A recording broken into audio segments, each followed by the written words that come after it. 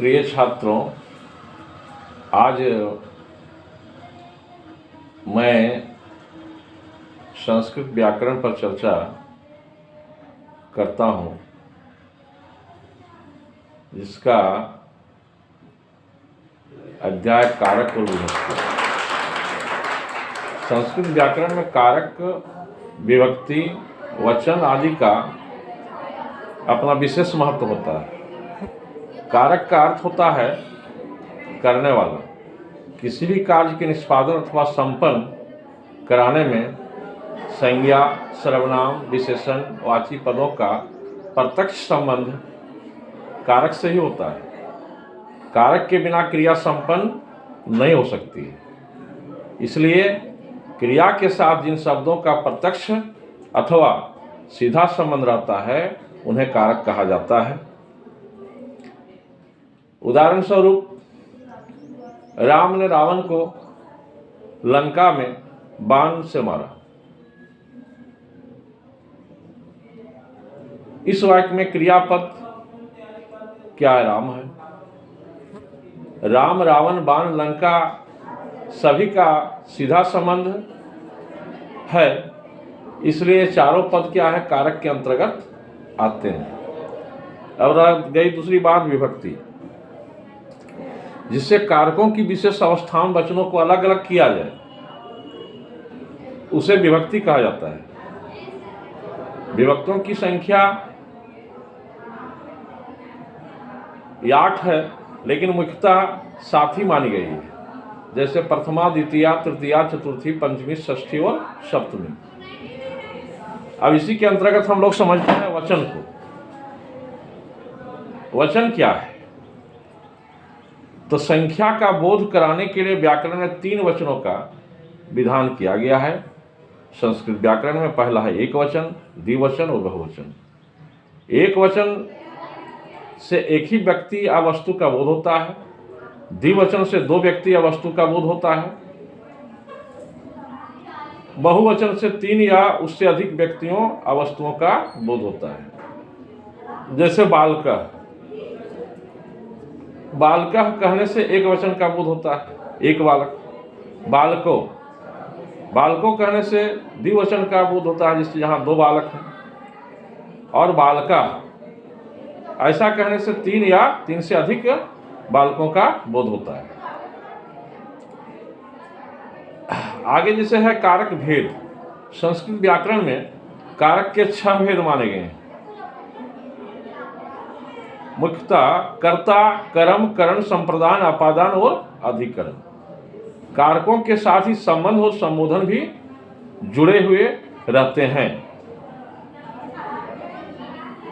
इसे मिला करके जो है सो 8 होते हैं, पर ये दोनों कारक नहीं कहे जाते, क्योंकि इन दोनों का क्रिया के साथ सीधा संबंध या संपर्क नहीं होता है।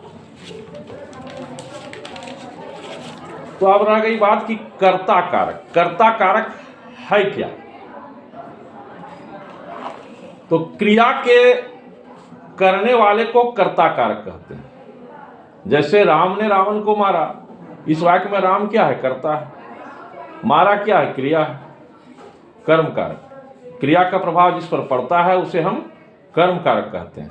जैसे राम ने रावण को मारा, इस वाक्य में रावण क्या है?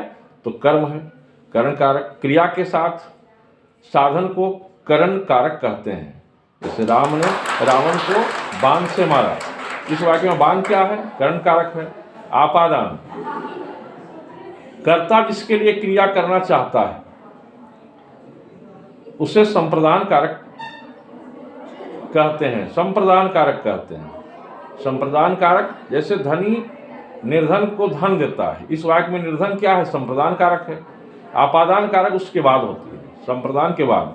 तो अलगाव की स्थिति में जो अपनी जगह स्थिर रहता है उसे आपादान कारक कहते हैं। जैसे विद्यालय से छात्र घर जाते हैं, इस वाक्य में विद्यालय क्या है? तो आपादान कारक है। अधिकरण कारक, अधिकरण कारक क्रिया के आधार को अधिकरण कारक हम कहते हैं। जैसे राम ने रावण को लंका में मारा, इस वाक्य में लंका क्या अधिकरण कारक है। अब रह गई आगे की संबंध है। तो वाक्य में 2 शब्दों के बीच संयुक्ता का भाव जो है वह संबंध कहलाता है। जैसे दशरथ के पुत्र राम ने रावण को मारा। अब हम देखते हैं कि इस वाक्य में दशरथ का सीधा संबंध क्या है, क्रिया से ना होकर सीधे पुत्र राम से है। इसलिए इस कारण दशरथ में कोई कारक जो है नहीं है। अब है हो गया संबोधन, किसी को पुकारना या उसका ध्यान आकृष्ट करना संबोधन कहलाता है। जैसे हे राम, हे कृष्ण, हे मुने, यहाँ आओ, ये सब जो है संबोधन है। तो संबोधन पदों का क्या होता है कि क्रिया से सीधा संबंध न होने के कारण हे राम, अरे मोहन, हे मुने में कारक नहीं है। अब रह गई बात की कारक विभक्ति। कारक विभक्ति में है कि संज्ञा सर्वनाम शब्दों का क्रिया के साथ प्रत्यक्ष संबंध प्रकट करने के लिए जो प्रत्यय लगाया जाता है उसे कारक विभक्ति कहते हैं। जैसे राम को दूध अच्छा लगता है, रामाय दुग्धम रोचते। इस वाक्य में क्या है, रोचते जो है क्रियापद के कारण रामाय में चतुर्थी विभक्ति लगी हुई है, जिससे रामाय में चतुर्थी कारक विभक्ति है। आगे है उपपद विभक्ति। जो विभक्ति क्रिया को छोड़ किसी अव्यय आदि विशिष्ट पद को ध्यान में रख कर लगाई जाती है उसे हम उपपद विभक्ति कहते हैं। सीता राम के साथ बन गई, सीता रामेन सह वनम गतवती। कारक चिन्ह। अब कारक काम चिन्ह का वर्णन करते हैं। किसी वाक्य में प्रयुक्त कारकों की पहचान प्रायः उनके कारक चिन्हों से ही होती है। ये सभी कारक चिन्ह निम्नांकित हैं।